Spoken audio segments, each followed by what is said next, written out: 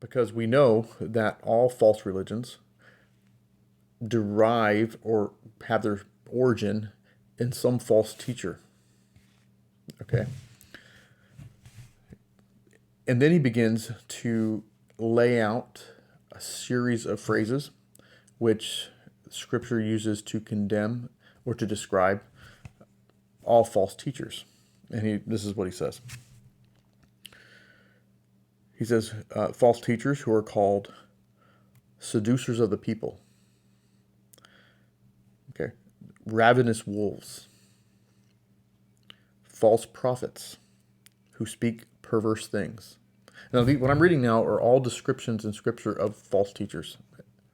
And so it's important to have the concept in our mind, how to renew our mind, to see how to look at false teachers and understand false teachers as in the light of which Scripture and our tradition teaches it.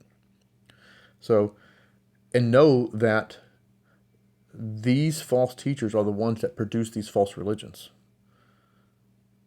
Okay, and so Bishop Hayes building his point here. So it says they're seducers of the people. What are they seducing them from? So they're seducing them from the truth. And seducing means it's like drawing you seductively. They're ravenous wolves. They're going to tear you apart. They're it says false prophets who speak perverse things. So that the doctrines that are taught by these false religions come from false prophets, and what they teach is perverse in the eyes of God. Okay. It says, he continues, that they are antichrists and that they are enemies of the cross of Christ. Excuse me. That departing from the true faith of Christ, they give heed to spirits of error. That their doctrines are doctrines of devils, speaking lies. And their ways are pernicious, and their heresies damnable. So their doctrines, what they teach, are perverse.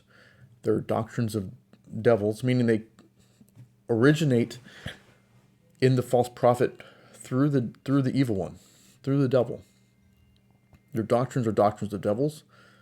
They originate from the devil, and these false prophets are seducers of people. They're ravenous wolves to tear you apart spiritually. There's nothing good that's said about them. And in this manner, we know that all the false religions of the world have their origin in these false teachers.